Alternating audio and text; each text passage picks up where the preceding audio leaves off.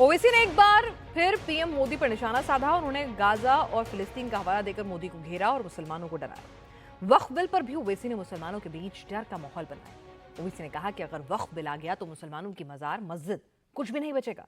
ओवैसी महाराष्ट्र चुनाव से पहले फिर फायर हैं और चुनावी माहौल बनाने में जुट गए हैं।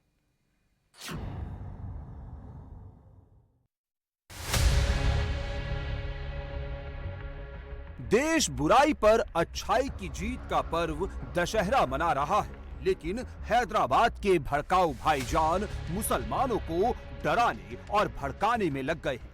महाराष्ट्र चुनाव से पहले ओवैसी फिलिस्तीन का राग सुनाकर मुस्लिम वोट बटोरने का खतरनाक खेल शुरू कर चुके हैं। वो गाजा और बेरूत की कहानी सुनाकर मुसलमानों को मोदी के खिलाफ भड़काने में लग गए। लेबनान में बमबारी हो रही है।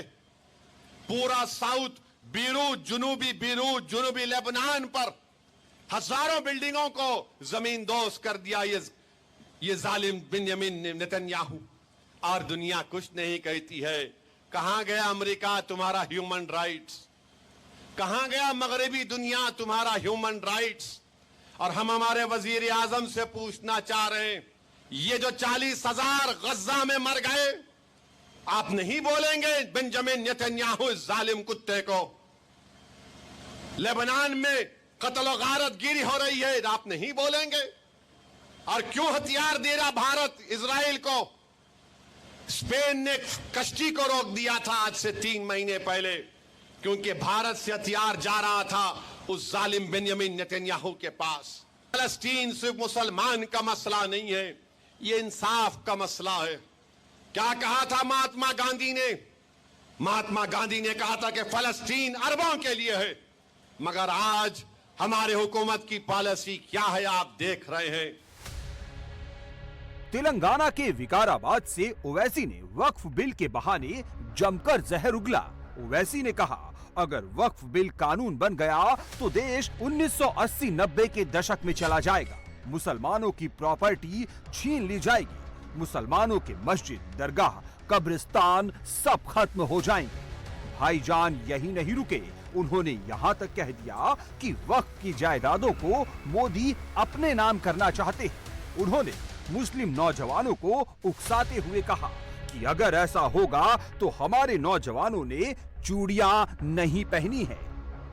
मैं बता रहा हूं मोदी को, अगर ये वक्फ का कानून बनेगा तो मुल्क में सोशल इंस्टेबिलिटी पैदा होगी। हम भारत को 1980 और 1990 के दहे में लेकर जाएंगे।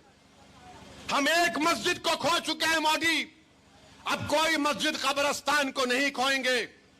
अगर आप मुल्क को विकसित भारत नहीं बनाना चाहते, अगर आप मुल्क को 1980 और 90 के दहे में लेकर जाना चाहते हैं, तो फिर आपको फैसला करना पड़ेगा। सोशल इंस्टेबिलिटी देश में पैदा हो जाएगी। अगर कल को आकर बोलेगा ये शिवा रेड्डी पेट की मस्जिद को मैं तोड़ दूंगा, तो क्या का नौजवान चूड़ियां पहन के बैठ जाएगा? कि यहां के बुजुर्ग बोलेंगे कि मैं ज़ईफ हो गया, अब मैं कुछ नहीं करूंगा।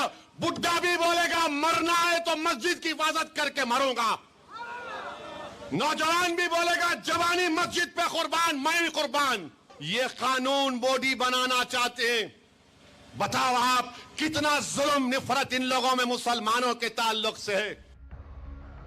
दरअसल ओवैसी का मुस्लिम वोट लगातार खिसक रहा है।